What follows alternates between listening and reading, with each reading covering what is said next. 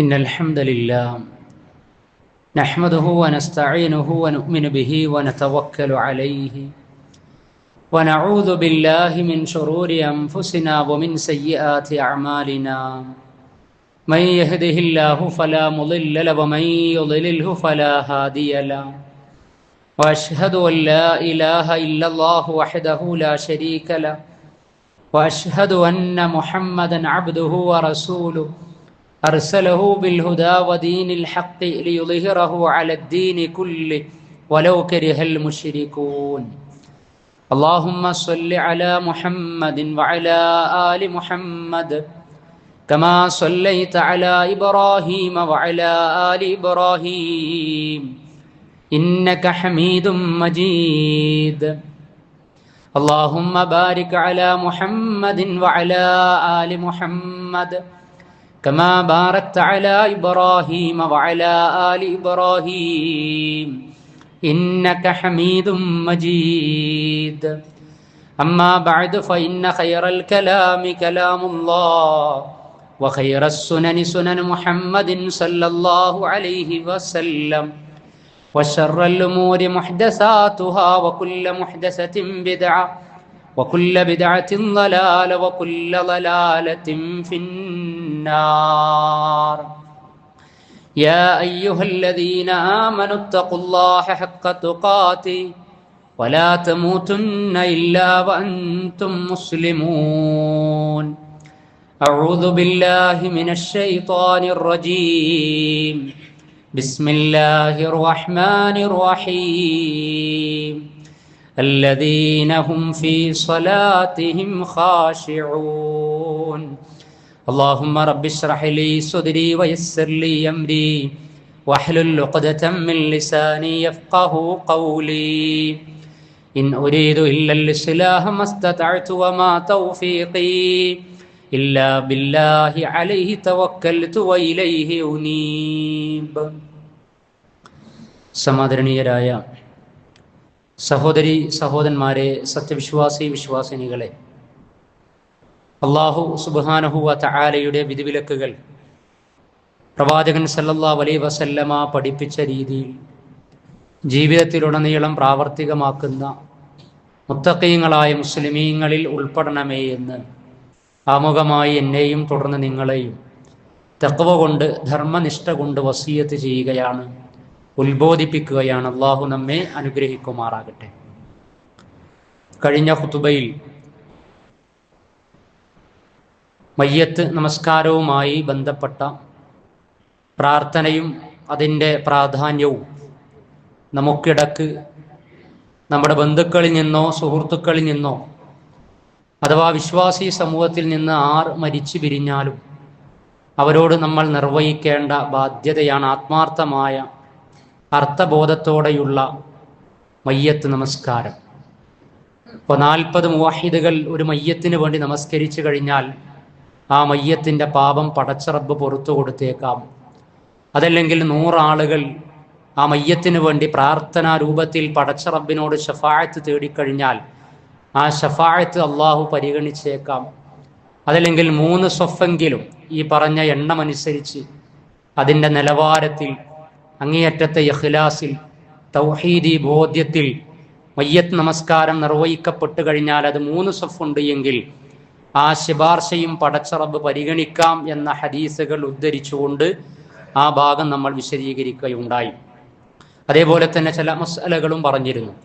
മയ്യത്ത് നമസ്കാരത്തിലെ 2 പ്രാർത്ഥനകൾ അർത്ഥസഹിതം പരിചയപ്പെടുത്തുകയും ചെയ്തു.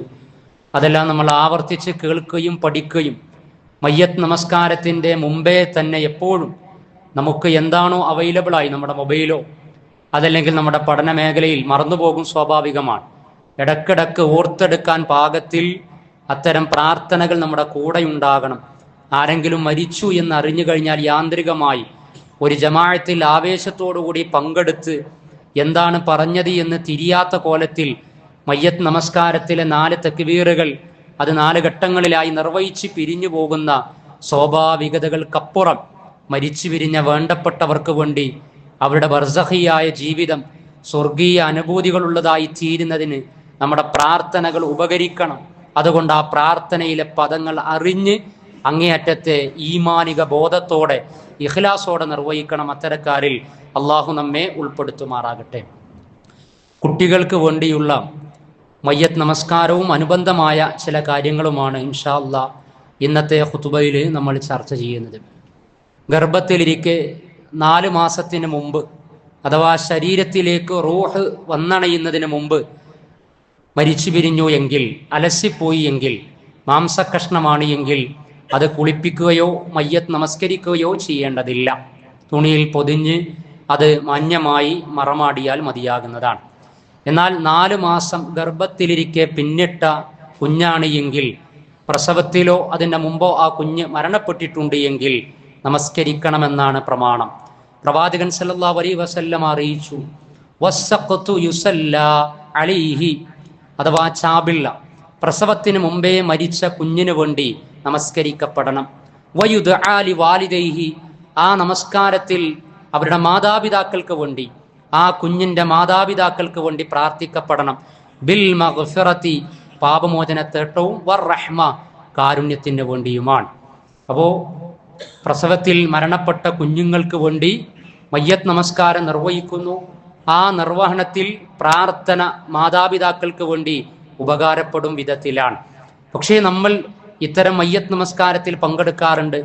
നമ്മൾ എന്താണ് പ്രാർത്ഥിക്കാറുള്ളത് എന്ന് ആലോചിക്കേണ്ടതുണ്ട്. പ്രവാചകൻ സല്ലല്ലാഹു അലൈഹി വസല്ലമ കുട്ടികൾക്ക് വേണ്ടിയുള്ള മയ്യത്ത് നമസ്കാരത്തിലെ പ്രാർത്ഥന പഠിപ്പിച്ചിടത്ത് നസായിലും ബുഖാരിയിലും റിപ്പോർട്ട് ചെയ്ത പ്രാർത്ഥനകൾ സംയോജിപ്പിച്ചുകൊണ്ട് നമുക്ക് പ്രാർത്ഥന ഇങ്ങനെ പഠിക്കാവുന്നതാണ്, മനസ്സിലാക്കാവുന്നതാണ്. കുഞ്ഞുങ്ങൾക്ക് വേണ്ടിയാണ് മയ്യത്ത് നമസ്കാരം നിർവഹിക്കുന്നത് എങ്കിൽ അല്ലാഹുമ്മ ജഅൽഹു ഫറതൻ ലിഅബവൈഹി, അല്ലാഹുമ്മ ജഅൽഹു, അല്ലാഹുവേ നീ ആ മരിച്ച കുഞ്ഞിനെ ആക്കി തീർക്കണം, ഫറതൻ, സുഹൃതമാക്കി തീർക്കണം, ലിഅബവൈഹി, ആ കുഞ്ഞിന്റെ മാതാപിതാക്കൾക്ക്, വസ്സലഫൻ, മുൻഗാമിയാക്കി തീർക്കണേ, വദുഖറൻ, നിക്ഷേപം പരലോകത്തേക്ക്, വഇളതൻ, ഉപദേശവുമാക്കി തീർക്കണം, വഅ്തിബാറൻ, ഗുണപാഠവും, മരിച്ചു പിരിഞ്ഞ കുഞ്ഞ് മാതാപിതാക്കൾക്ക് ഗുണപാഠമാക്കി തീർക്കണം. അപ്പോൾ ആ മരിച്ചു പിരിഞ്ഞവർ നമ്മുടെ ജീവിതത്തിലേ ഉള്ളൂ, നമ്മൾ വിചാരിക്കുന്നത് പോലെയല്ല. എപ്പോഴും നമ്മൾ പറയാറുണ്ട്, ഫൗഖ തഖ്ദീറുനാ ലില്ലാഹി തഖ്ദീറു, നമ്മുടെ കണക്ക് കൂട്ടലുകൾക്ക് മീതെ നമുക്ക് പല കാൽക്കുലേഷൻ ഉണ്ടാകും. വിവാഹം, ദാമ്പത്യം, കുഞ്ഞുങ്ങൾ, വീട്, വാഹനം, പല യാത്രകൾ, പല സ്വപ്നങ്ങൾ, അതാണ് ദുനിയാവ് എന്ന് പറഞ്ഞാൽ. പക്ഷെ ആ ദുനിയാവൊക്കെ വളരെ പെട്ടെന്നാണ് അനിശ്ചിതാവസ്ഥകളിലേക്കും വ്യത്യസ്ത വേർപാടുകളിലേക്കും പരീക്ഷണങ്ങളിലേക്കും വഴിമാറിക്കൊണ്ട് നമ്മൾ നിസ്സംഗരായിത്തീരൽ, അവിടെ നിർനിമേഷരായി നിലനിൽക്കാതെ ശേഷിക്കുന്ന ആയുസ് പിടിച്ചു നിന്ന് മുന്നോട്ട് പോകാൻ പാകത്തിൽ മരണപ്പെട്ട കുഞ്ഞുങ്ങൾക്ക് പ്രാർത്ഥന നിർവഹിക്കുമ്പോൾ അത് മാതാപിതാക്കൾക്ക് ഗുണപാഠത്തിൻ്റെയും ഉപദേശത്തിൻ്റെയും നിക്ഷേപത്തിൻ്റെയും ആ കുഞ്ഞവർക്ക് മുമ്പേ അവർക്ക് ഉപകാരപ്പെടുന്ന മുൻഗാമികളായി തീരുന്നതിന് വേണ്ടി പ്രാർത്ഥന നിർവഹിക്കുകയാണ് നമ്മൾ. വശഫീഅൻ, ആ മാതാപിതാക്കൾക്കുള്ള ശുപാർശകരാക്കി മാറ്റണം. വസഖിൽ ബിഹി മവാസീനഹുമാ, ആ ഉമ്മയുടെയും ഉപ്പയുടെയും നന്മയുടെ തുലാസിന് നീ അതുവഴി കനം വർദ്ധിപ്പിച്ചു കൊടുക്കണം. വഅഫ്രിഗ സ്വബ്റ അലാ ഖുലൂബിഹിമാ, അല്ലാഹുവേ ആ പൊന്നുമക്കളുടെ വേർപാടിൽ ആ മാതാപിതാക്കൾ എത്രമേൽ പ്രയാസപ്പെടുന്നുണ്ടാകും, പരീക്ഷണത്തിലാണ്. അല്ലാഹുവേ അവർക്ക് സഹനം അവലംബിക്കുന്നതിന് വേണ്ടി അവരുടെ മനസ്സിനെ, അവരുടെ ഹൃദയത്തെ നീ പാകത നൽകണമേ, സഹന സൗഭാഗ്യം അല്ലാഹുവേ നീ നൽകണമേ. വലാ തഫ്തിൻഹുമാ ബഅദഹു, ആ മക്കളുടെ മരണത്തിന് ശേഷം അവരെ നീ കുഴപ്പത്തിലാക്കരുതേ. വലാ തഹ്രിംഹുമാ അജ്റഹ്, അല്ലാഹുവേ അവർക്കുള്ള പ്രതിഫലം നീ നിഷേധിക്കുകയും ചെയ്യരുതേ എന്ന്. അപ്പോൾ മക്കൾ മരണപ്പെട്ടിരിക്കെ ആ കുഞ്ഞുങ്ങൾക്ക് വേണ്ടി, മക്കൾക്ക് വേണ്ടി മയ്യത്ത് നമസ്കാരത്തിൽ പങ്കെടുക്കുന്ന സമയത്ത് നമ്മൾ നിർവഹിക്കേണ്ടത് ഈ പദത്തിലുള്ള ഈ പ്രാർത്ഥനയാണ്. അപ്പം അതിനെന്ത് വേണം? നമ്മളിത് പഠിക്കണം, ഈ പദങ്ങൾ സ്വരൂപിക്കണം, എന്നിട്ട് ഇത് ആവർത്തിച്ച് ഉരുവിടണം, അർത്ഥബോധത്തോടു കൂടി മനസ്സിലാക്കണം. മയ്യത്ത് നമസ്കാരത്തിന് പോകുന്നതിന് മുമ്പ് നമ്മൾ ഒരുങ്ങണം. നേരത്തെ പറഞ്ഞതുപോലെ വെറുതെ അങ്ങ് ചെന്ന് ജോയിൻ ചെയ്ത് നിർവഹിക്കപ്പെട്ട് കഴിഞ്ഞാൽ ഈ പറയപ്പെട്ടതൊക്കെ ഒന്നുകിൽ കഴിഞ്ഞ ഖുത്ബയിൽ പറഞ്ഞതുപോലെ മയ്യത്ത്, കുട്ടികളല്ലാത്തവരുടെ മയ്യത്ത് നമസ്കരിക്കുമ്പോൾ അവർക്ക് കിട്ടേണ്ടത് കിട്ടാതെ പോകും. കുഞ്ഞുങ്ങൾക്ക് വേണ്ടി മയ്യത്ത് നമസ്കരിക്കുമ്പോൾ ആരോടുള്ള അങ്ങേയറ്റത്തെ സ്നേഹത്തിൻ്റെയും ബന്ധത്തിൻ്റെയും അടിസ്ഥാനത്തിലാണോ ആ മക്കളുടെ മയ്യത്ത് നമസ്കാരത്തിൽ നമ്മൾ പങ്കെടുക്കുന്നത് എങ്കിൽ അവിടെ കൊടുക്കേണ്ടത് കൊടുക്കാനും ലഭിക്കപ്പെടേണ്ടത് ലഭിക്കപ്പെടാതെയും പോകുന്ന അവസ്ഥയുണ്ടാകും. അത്തരം അലസരിൽ നിന്ന്, അശ്രദ്ധരിൽ നിന്ന് അള്ളാഹു നമ്മെ രക്ഷപ്പെടുത്തുമാറാകട്ടെ. അർത്ഥബോധത്തോടെ ഇത്തരം പ്രാർത്ഥനകൾ പഠിച്ചെടുത്ത് യഥാസമയത്ത് നിർവഹിക്കുന്നവരിൽ അള്ളാഹു നമ്മെ ഉൾപ്പെടുത്തുകയും ചെയ്യുമാറാകട്ടെ. മറ്റൊരു മസ്അല, കൂടുതൽ മയ്യത്തുകൾ ഉണ്ടായാൽ മയ്യത്ത് നമസ്കരിക്കേണ്ടത്. കൂടുതൽ മയ്യത്തുകൾ ഉണ്ടെങ്കിൽ ഒന്നിലധികം മയ്യത്ത് നമസ്കാരത്തിന്റെ ആവശ്യമുണ്ടോ? വേണ്ടതില്ല എന്നാണ്. അപ്പോൾ ഒന്നിലധികം, രണ്ടിലധികം, 10ലധികം ഇതൊക്കെ നമ്മൾ കണ്ടു. ഇങ്ങനെ ഒന്നിലധികം മയ്യത്ത് എന്ന് പറഞ്ഞാൽ ഗസയിൽ നിന്നുള്ള കണ്ണീർ കാഴ്ചകളിൽ ഒരു ദിനത്തിലൊക്കെ 50ഉം 60ഉം 30ഉം 40ഉം ഒക്കെ മയ്യത്ത് അങ്ങനെ കഫൻ ചെയ്ത് നിരത്തി വെച്ച മയ്യത്തിന്റെ പിന്നിൽ നിന്ന് മയ്യത്ത് നമസ്കരിക്കുന്ന രംഗം നമ്മൾ കണ്ടതാണ്. അതേപോലെ തന്നെ ആക്സിഡന്റുകളിൽ, അപകടങ്ങളിലൊക്കെ 5ഉം 4ഉം 10ഉം ആളുകളുടെ മയ്യത്ത് നമസ്കാരത്തിന്റെ കാഴ്ചകൾ നമ്മൾ കണ്ടിട്ടുണ്ട്, മായാതെ കിടക്കുന്നുണ്ട്. അങ്ങനെയെങ്കിൽ അതിന്റെ കർമ്മശാസ്ത്ര മസ്അലയിൽ പ്രവാചകൻ സല്ലല്ലാഹു അലൈഹി വസല്ലമ പഠിപ്പിച്ചതനുസരിച്ച് ആ മയ്യത്തൊക്കെ അടുപ്പിച്ചു വെച്ച് എല്ലാവർക്കും കൂടി ഒരൊറ്റ മയ്യത്ത് നമസ്കാരം നിർവഹിച്ചാൽ മതി എന്നാണ്. അല്ലാഹു സുബ്ഹാനഹു വ തആല ഒന്നിച്ചുള്ള മരണങ്ങളിൽ നിന്ന് നമ്മെയും നമ്മുടെ ബന്ധുക്കളെയും നമുക്ക് വേണ്ടപ്പെട്ടവരെയും മക്കളെയും ഒക്കെ സംരക്ഷിക്കുമാറാകട്ടെ. അതേപോലെ തന്നെ ആത്മഹത്യ ചെയ്തവന്റെ പേരിൽ മയ്യത്ത് നമസ്കരിക്കാമോ? അൻ ജാബിർ ഇബ്നു സമുറ റളിയല്ലാഹു അൻഹു ഖാല ഉതിയ നബി സല്ലല്ലാഹു അലൈഹി വസല്ലം ബിറജുലിൻ, പ്രവാചകൻ സല്ലല്ലാഹു അലൈഹി വസല്ലമയുടെ അടുത്തേക്ക് ഒരു മനുഷ്യന്റെ മയ്യത്ത് കൊണ്ടുവരപ്പെട്ടു.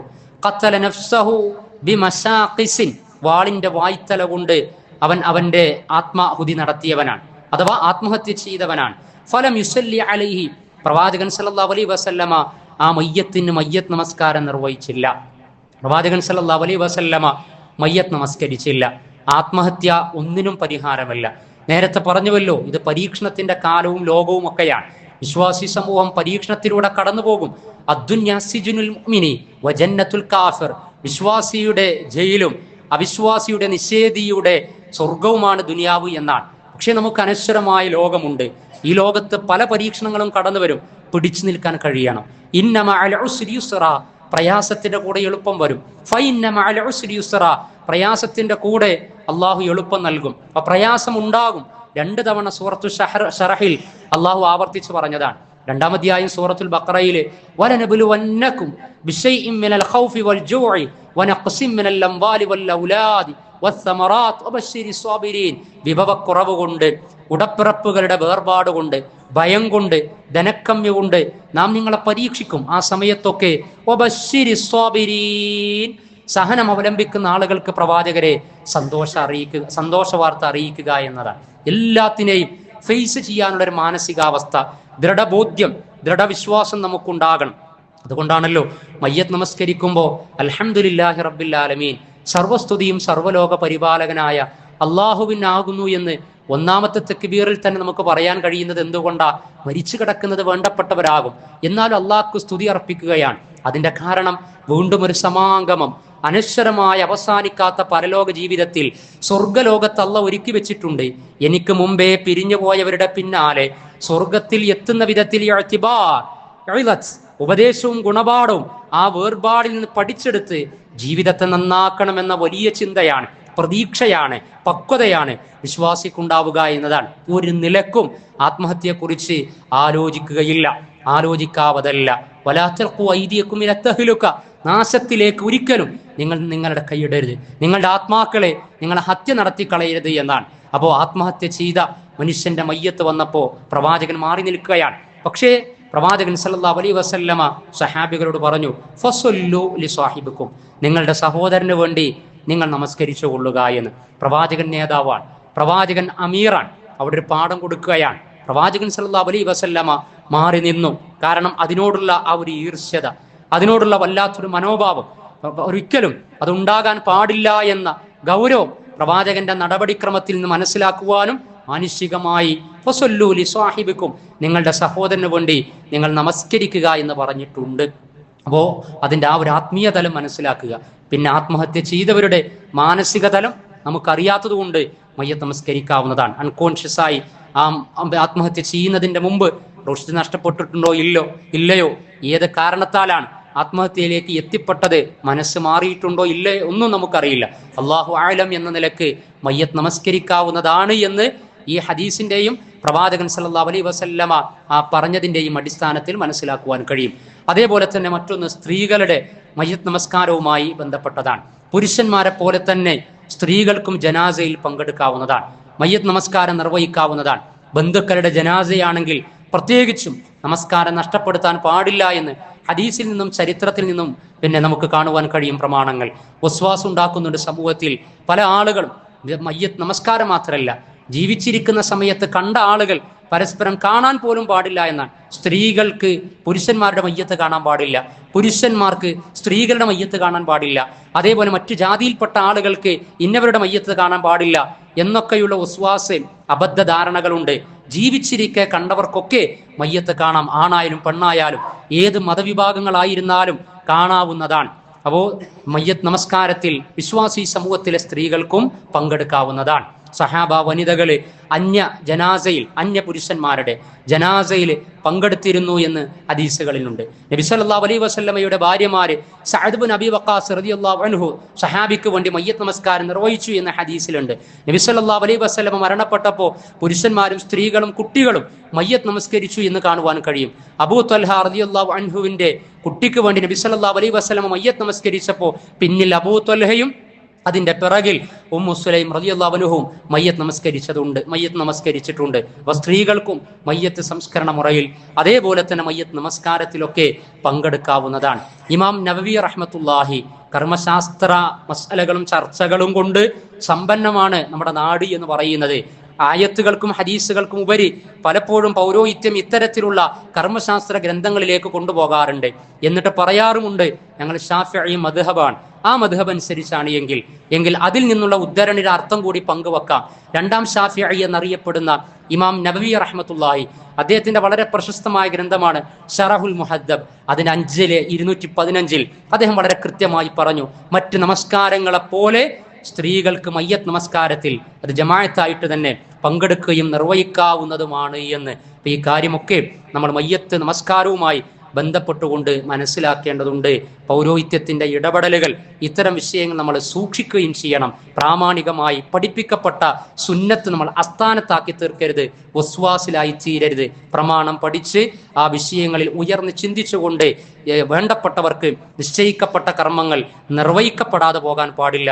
അത് നിർവഹിക്കുന്നിടത്ത് നമ്മൾ നിഷ്കർഷ കാണിക്കണം, ഗുണകാംക്ഷ കാണിക്കണം, അറിവ് നമ്മൾ നേടിയെടുക്കണം. അല്ലാഹു സുബ്ഹാനഹു വ തആല ഇത്തരം മതപരമായ വിഷയങ്ങളിൽ നമ്മളിൽ നിന്ന് വേർപെട്ടു പോകുന്ന, മരിച്ചു പിരിഞ്ഞു പോകുന്ന ഉടപ്പിറപ്പുകൾക്ക് വേണ്ടി പ്രവാചകൻ പഠിപ്പിച്ചതെല്ലാം ആത്മാർത്ഥമായി അറിവിന്റെ അടിസ്ഥാനത്തിൽ നിർവഹിക്കുന്ന ഉത്ബുദ്ധരിൽ, സൽക്കർമ്മകാരികളിൽ അള്ളാഹു നമ്മെ ഉൾപ്പെടുത്തി അനുഗ്രഹിക്കുമാറാകട്ടെ.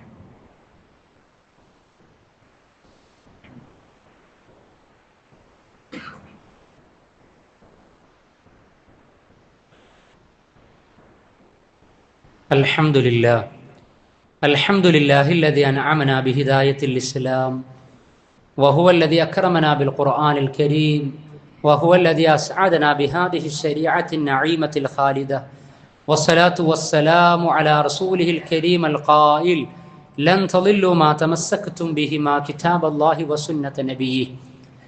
ബഹുമാന്യരായ സഹോദരി സഹോദരന്മാരെ, സത്യവിശ്വാസികളെ, അള്ളാഹുവിൻ്റെ ദീനി വിധിവിലക്കുകൾ ജീവിതത്തിൻ്റെ എല്ലാ സമയ സന്ദർഭങ്ങളിലും പ്രാവർത്തികമാക്കി തഖ്വയിൽ അധിഷ്ഠിതമായി കർമ്മനിരതമായി ജീവിക്കുന്നവരിൽ ഉൾപ്പെടുക അള്ളാഹു നമ്മെ അനുഗ്രഹിക്കുമാറാകട്ടെ.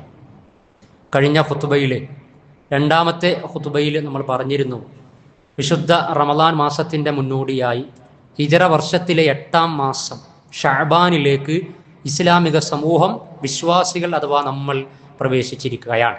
പ്രവാചകൻ സല്ലല്ലാഹു അലൈഹി വസല്ലമ നിർബന്ധ നോമ്പ് കഴിഞ്ഞാൽ ഏറ്റവും കൂടുതൽ ഐച്ഛിക നോമ്പ്, സുന്നത്തായ നോമ്പ് നോറ്റിരുന്ന മാസമാണ് ഷഅബാൻ.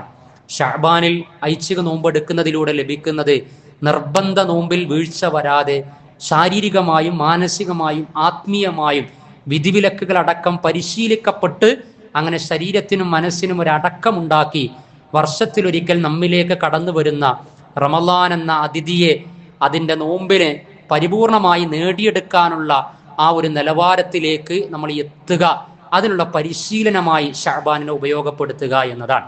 മാത്രവുമല്ല, സൽക്കർമ്മങ്ങൾ ഉയർത്തപ്പെടുന്ന മാസം കൂടിയാണ് ഷഅബാൻ. നോമ്പുകാരായിരിക്കെ നമ്മുടെ കർമ്മങ്ങൾ ഉയർത്തപ്പെടുമ്പോൾ അത് ആത്മസംസ്കരണം സിദ്ധിച്ച അവസ്ഥയിലായിരിക്കും അള്ളാഹുവിലേക്ക് നമ്മുടെ കർമ്മങ്ങൾ ഉയർത്തപ്പെടുക. പാകപ്പിഴവുകൾ പരിഹരിക്കപ്പെടാനുള്ള സാധ്യതയുമുണ്ട്. അള്ളാഹു നമ്മെ ഉത്ബുദ്ധരിൽ ഉൾപ്പെടുത്തുമാറാകട്ടെ. അതിനോട് ചേർത്തുകൊണ്ട് ചില കാര്യങ്ങൾ സൂചിപ്പിക്കുവാനുള്ളത്, ഇത് ശഅബാൻ, ഇനി നോമ്പിന് വളരെ കുറഞ്ഞ 10-20 ദിവസങ്ങൾ മാത്രമാണുള്ളത്. കഴിഞ്ഞ റമദാനിൽ ആർക്കെങ്കിലും നോമ്പ് വിട്ടുപോയിട്ടുണ്ട് എങ്കിൽ, നോറ്റ് വീട്ടേണ്ടവരുണ്ട് എങ്കിൽ, നിർബന്ധ നോമ്പ് നോറ്റ് വീട്ടേണ്ടവരുണ്ടാകാം. ദീർഘമായ യാത്ര കൊണ്ട് നോമ്പ് ഒഴിവാക്കിയിട്ടുണ്ടാകും. അതല്ല എങ്കിൽ രോഗം ബാധിച്ച്, പനി ബാധിച്ചതിന്റെ പേരിൽ ഒരു 2-3 നോമ്പ് നഷ്ടപ്പെട്ടവരുണ്ടാകും. അത് നോമ്പ് നോറ്റ് വീട്ടാണല്ലോ, ഒരു 10-11 മാസം ഉണ്ടല്ലോ എന്നൊക്കെ വിചാരിക്കും. പണ്ടത്തെ പോലെയല്ല, സമയം വളരെ വേഗത്തില.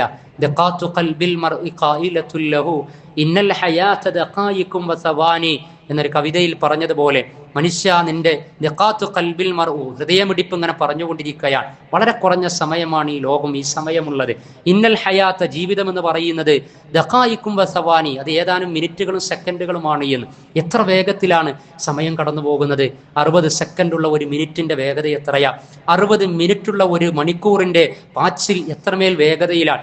24 മണിക്കൂർ ഒരു ദിനം കഴിഞ്ഞു കൊഴിഞ്ഞു പോകുന്നത്. അങ്ങനെയുള്ള 7 ദിനങ്ങളാകുന്ന ഒരു ആഴ്ച മാറി മാറി വരുന്നത്. 4 ആഴ്ചയുള്ളൊരു മാസം കടന്നു പോകുന്നത്. 12 മാസമുള്ള ഒരു വർഷം നമ്മിൽ നിന്ന് വിട പറയുന്നത്. കലണ്ടറുകൾ മാറുന്നത്. ആലോചിച്ചു കഴിഞ്ഞാൽ ഖബറിലേക്ക് അടുക്കുമ്പോൾ അത്രത്തോളമുള്ള പ്രവർത്തനങ്ങൾക്ക് വേണ്ടി ശ്രദ്ധ ചെലുത്തണമെന്ന ഉത്ബോധനം സമയങ്ങളുടെ മാറലുകൾ നമ്മോട് പറഞ്ഞുകൊണ്ടിരിക്കുന്നുണ്ട്. അപ്പോൾ 10-11 മാസം ഉണ്ടെന്നൊക്കെ നമ്മൾ വിചാരിച്ചു. പക്ഷേ ഇതാ ശഅബാനെത്തി. കഴിഞ്ഞ റമദാനിൽ യാത്ര കൊണ്ട് 2 നോമ്പ് മാറ്റിവെച്ചവർ, അത് മാറ്റിവെക്കാം, അത് അതിൻ്റെ ഒരു ഹുക്കുമാണ്, കുഴപ്പമില്ല. അതേപോലെ തന്നെ രോഗം കൊണ്ട് നോമ്പ് നിർബന്ധ നോമ്പ് മാറ്റിവെച്ചവർ, പക്ഷേ അത് നോറ്റ് വീട്ടാൻ മറന്നിട്ടുണ്ട് എങ്കിൽ ഉടനെ പൂർത്തീകരിക്കേണ്ട ദിവസങ്ങളിലൂടെയാണ് നമ്മൾ കടന്നു പോകുന്നത്. അതേപോലെ തന്നെ നമ്മുടെ സ്ത്രീകൾ, നമ്മുടെ സഹോദരിമാർ, നമ്മുടെ ഉമ്മമാർ, നമ്മുടെ പെങ്ങന്മാര്, നമ്മുടെ പെൺമക്കൾ, അവർക്കൊക്കെ പ്രായപൂർത്തി എത്തിക്കഴിഞ്ഞാൽ പീരീഡ്സിന്റെ സമയം മാസത്തിൽ ഒരു 10-ൽ താഴെ നോമ്പെങ്കിലും നഷ്ടപ്പെടാൻ സാധ്യതയുണ്ട്. അപ്പൊ റമദാനിലും അത് നഷ്ടപ്പെട്ടിട്ടുണ്ടാകും. അപ്പൊ അത് അവർ നോറ്റ് വീട്ടിയിട്ടുണ്ടോ ഇല്ലേ, നമ്മുടെ മക്കളുടെ വേണ്ടപ്പെട്ടവരുടെ പല കാര്യങ്ങളും നമ്മൾ ശ്രദ്ധിക്കാറുണ്ട്. അല്ലാഹു സുബ്ഹാനഹു വ തആലക്ക് ബാക്കി വെച്ച കടം പൂർത്തീകരിക്കുന്ന വിഷയത്തിൽ നമ്മുടെ ഒരു ഉത്ബോധനം, ഓർമ്മപ്പെടുത്തൽ ഇല്ലാത്തതിന്റെ പേരിൽ ചിലപ്പോൾ അവർ മറന്നുപോകും. അവർ കുട്ടികളാണ്. അത്രമേൽ ദീനിന്റെ വിധിവിലക്കുകൾ ചിലപ്പോൾ ശ്രദ്ധിച്ചു കൊള്ളണമെന്നില്ല, ഓർമ്മയിലുണ്ടാകും, മറന്നുപോകും മനുഷ്യ സഹജമായി. അതുകൊണ്ട് രക്ഷിതാക്കൾ, വേണ്ടപ്പെട്ടവർ, ഭർത്താക്കന്മാർ, സഹോദരന്മാർ, അതേപോലെ തന്നെ മാതാപിതാക്കളൊക്കെ ആ വിഷയത്തിൽ തീർച്ചയായിട്ടും ഇടപെടൽ നടത്തേണ്ടതുണ്ട്. എത്ര നോമ്പാണോ നഷ്ടപ്പെട്ടത്, വളരെ പെട്ടെന്ന് തന്നെ അത് പൂർത്തീകരിക്കുന്നതിന് വേണ്ടി. അതേപോലെ പ്രായം ചെന്നവരിൽ നോമ്പ് ഒരിക്കലും നോറ്റ് വീട്ടാൻ സാധ്യതയില്ലാത്തവർക്ക് ഫിദിയയാണ്.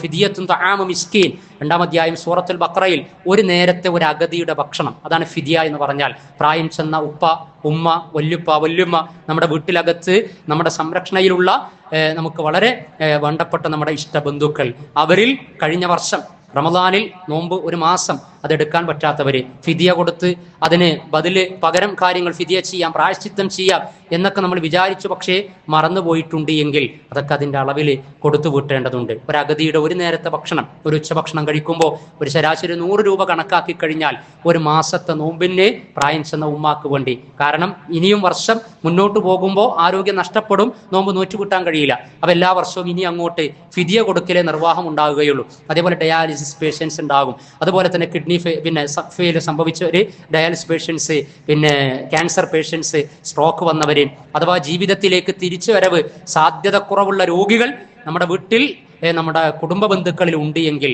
അവർക്കൊക്കെ ഒരു മാസം കണക്കാക്കിയിട്ട് 30 നോമ്പിന് ഒരു 100 രൂപ, ഒരു നോമ്പിന് പ്രായശ്ചിത്തം എന്ന നിലക്ക്, ഫിദിയ മുദ് എന്നുള്ള നിലക്ക് 3000 രൂപ. ആ 3000 രൂപ അല്ലെങ്കിൽ വീട്ടിലേക്ക് ഒരു അഗതിയെ വിളിച്ചു വരുത്തി ഒരു നേരത്തെ ഭക്ഷണം കൊടുക്കാം. അതല്ല എങ്കിൽ ഒരു 3000 രൂപയുടെ കിറ്റ്, അതല്ലെങ്കിൽ 1000 രൂപയുടെ 3 ഭക്ഷണ കിറ്റ് ഉണ്ടാക്കിയിട്ട് അഗതി കുടുംബത്തിന് കൊണ്ടുപോയി കൊടുത്തു കഴിഞ്ഞാൽ പ്രായശ്ചിത്തം അത് പരിഹരിക്കപ്പെടുന്നതാണ്. ആ കിറ്റിൽ ഭക്ഷണ സാധനങ്ങൾ മാത്രമേ പാടുള്ളൂ. കാരണം തആമു മിസ്കീൻ എന്നാണ്. മറ്റുള്ള നമ്മൾ കിറ്റ് കൊടുക്കുമ്പോൾ മറ്റുള്ള പലതും ഉണ്ടാകും, ചിലപ്പോൾ സോപ്പ് ഉണ്ടാകും, പക്ഷേ ഫിദിയ കിറ്റിൽ അങ്ങനെയുള്ളത് ഉൾപ്പെടുത്തരുത്. ഭക്ഷണ സാധനങ്ങൾ, അരിയോ പഞ്ചസാരയോ മറ്റ് ഭക്ഷണമായി ഉപയോഗപ്പെടുത്തുന്ന എന്തും. അപ്പോൾ ഒരു 3 കുടുംബത്തിന് 1000 രൂപയുടെ കിറ്റ് കൊടുത്തു കഴിഞ്ഞാൽ ഒരു മാസത്തെ നോമ്പിന്റെ പ്രായശ്ചിത്തമായി തീരുന്നതാണ്. അതേപോലെ തന്നെ ഗർഭകാലം, പിന്നെ പ്രസവം, മുലയൂട്ടൽ, ഇങ്ങനെ സ്ത്രീകൾക്ക്, നമ്മുടെ മക്കൾക്ക്, പെൺമക്കൾക്ക്, ഭാര്യമാർക്കൊക്കെ ചിലപ്പോൾ 1-2 വർഷത്തെ നോമ്പ് പെൻഡിങ്ങിൽ വരും. അങ്ങനെ ഒരു 40 നോമ്പ് അല്ലെങ്കിൽ ഒരു 60 നോമ്പ്. അപ്പൊ അതിലേതാ ഉത്തമം? ആരോഗ്യമുണ്ട്, പ്രസവമൊക്കെ കഴിഞ്ഞ് അവര് ആഫിയത്തിലേക്ക് തിരിച്ചു വരും. നോമ്പ് നോൽക്കാനുള്ള ആരോഗ്യ പരിതസ്ഥിതിയും സുസ്ഥിതിയും ഉണ്ടാവും. അപ്പൊ നോറ്റ് വീട്ടേണ്ടതുണ്ടോ? നോറ്റ് വീട്ടണം. പക്ഷേ പ്രായശ്ചിത്തം കൊടുക്കേണ്ടതുണ്ടോ? പ്രായശ്ചിത്തം കൊടുക്കേണ്ടതില്ല. രണ്ടാലൊരു ഓപ്ഷൻ അവർക്ക് സ്വീകരിക്കാവുന്നതാണ്. ഒന്നുകിൽ പ്രായശ്ചിത്തം കൊടുക്കുകയാണെങ്കിൽ നോമ്പ് നോൽക്കേണ്ടതില്ല. ഏറ്റവും ഉത്തമം ഏതാണ്? 2-ാം അധ്യായം സൂറത്തുൽ ബഖറയിൽ നോമ്പിന്റെ വിധിവിലക്കുകൾ പരാമർശിച്ച ആയത്തെ അടിസ്ഥാനപ്പെടുത്തി വഅൻ തസൂമു ഫഹുവ ഖൈറുൽ ലക്കും, നിങ്ങൾ നോമ്പ് നോൽക്കലാണ് നിങ്ങൾക്ക് ഉത്തമം. അതുകൊണ്ട് ഭാര്യയോട് പറയണം, 1 കൊല്ലം കഴിഞ്ഞാലും 2 കൊല്ലം കഴിഞ്ഞാലും വേണ്ടിയില്ല, നീ ആ 40 നോമ്പ് ബാക്കിയുള്ളത് നോറ്റ് വീട്ടലാണ് ഖൈർ. നോറ്റ് വീട്ടാൻ പറ്റാത്ത അവസ്ഥ വരുമ്പോൾ നമുക്ക് ഫിദിയെ കുറിച്ച്, പ്രായശ്ചിത്തം കൊടുക്കുന്നതിനെ കുറിച്ച് ആലോചിക്കാമെന്നാണ്. അപ്പോൾ ഇതാണ് നമ്മൾ നൽകേണ്ട മെസ്സേജ്. അപ്പോൾ അതൊരു വർഷം കഴിഞ്ഞു എന്ന് വിചാരിച്ച് കഴിഞ്ഞ വർഷത്തെ നോമ്പിലേതും ബാക്കിയുണ്ടല്ലോ, ബാലൻസ് ഉണ്ടല്ലോ, അപ്പോൾ ടോട്ടൽ 45 ആയല്ലോ, അതുകൊണ്ട് പ്രശ്നമുണ്ടോ? പ്രശ്നമൊന്നുമില്ല. നോറ്റ് വീട്ടാൻ നിയ്യത്താക്കുകയാണ് എങ്കിൽ നിശ്ചിത വർഷം കൊണ്ട് അത് വളരെ പെട്ടെന്ന് തന്നെ നോറ്റ് വീട്ടുന്നതിന് വേണ്ടി ആസൂത്രണം നടത്തുക. അതാണ് അതിൽ കൂടുതൽ ഹൈറായി തീരുന്നത്. മറ്റ് പ്രായം ചെന്നവരും രോഗികളുമായവരുടെ വിഷയത്തിൽ ഈ ഫിദിയയും ഉപയോഗപ്പെടുത്തുക. അതേപോലെ തന്നെ മാസമുറ പീരീഡിൽ നഷ്ടപ്പെട്ടവർക്കുള്ള നോമ്പ് അത് നോറ്റ് വീട്ടേണ്ടതാണ്. അതിന് ഈ സമയം ഉപയോഗപ്പെടുത്തുക. യാത്രയിലോ നമുക്ക് രോഗം വന്നതിനാലോ നോമ്പ് കഴിഞ്ഞ വർഷത്തെ നഷ്ടപ്പെട്ടിട്ടുണ്ട് എങ്കിൽ അതും നോറ്റ് വീട്ടാൻ ശ്രദ്ധിക്കേണ്ടതുണ്ട്.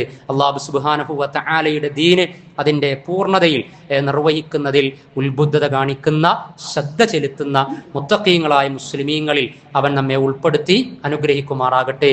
അല്ലാഹു സുബ്ഹാനഹു വ തആല പരിശുദ്ധ റമളാനിലേക്ക് ആരോഗ്യത്തോടെ, ആയുഷ്ദൈർഘ്യത്തോടെ പ്രവേശിപ്പിക്കുന്ന അവൻ്റെ അനുഗ്രഹീതരായ അടിമകളിൽ അവൻ നമ്മെ ഉൾപ്പെടുത്തുമാറാകട്ടെ. അള്ളാഹു നമ്മുടെ എല്ലാ നല്ല ഉദ്ദേശങ്ങളെയും സംരംഭങ്ങളെയും സതുദ്യമങ്ങളെയും കൂടുതൽ ഖൈറും ബറക്കത്തും നൽകി വളർത്തുമാറാകട്ടെ, കൂടുതൽ വർധനവ് പ്രദാനം ചെയ്യുമാറാകട്ടെ. അള്ളാഹു നമ്മുടെ ഉപജീവനത്തിൽ കൂടുതൽ ഖൈർ പ്രദാനം ചെയ്യുമാറാകട്ടെ. അള്ളാഹുവെ, അറിവില്ലായ്മ കൊണ്ട് സംഭവിച്ചു പോയ തെറ്റുകുറ്റങ്ങളെ, മതപരമായ വിഷയങ്ങളിലെ വീഴ്ചകളെ ഞങ്ങൾക്ക് നീ പൊറുത്തു മാപ്പാക്കി തരണമേ നാഥ.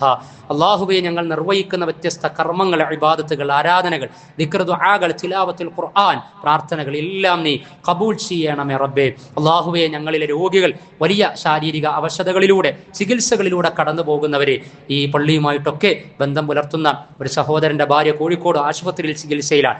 അതേപോലെ തന്നെ നമ്മുടെ ഉമ്മമാരിൽ, നമ്മുടെ ഉപ്പമാരിൽ, നമ്മുടെ കുടുംബ ബന്ധുക്കളിൽ, രക്തബന്ധുക്കളിൽ, ഭാര്യമാരിൽ, ഭർത്താക്കന്മാരിൽ, മക്കളിലൊക്കെ പലതരത്തിലുള്ള ചികിത്സകളിലൂടെ കടന്നു പോകുന്നവർ അല്ലാഹു സുബ്ഹാനഹു വ തആല അവർക്കെല്ലാം ആഫിയത്ത് പ്രദാനം ചെയ്യുമാറാകട്ടെ. വലിയ അസുഖങ്ങളെ തൊട്ട് മരുന്ന് പോലുമില്ലാത്ത മാറാവ്യാധികളിൽ നിന്ന് അള്ളാഹു നമ്മെയും അവരെയും ഒക്കെ സംരക്ഷിക്കുമാറാകട്ടെ.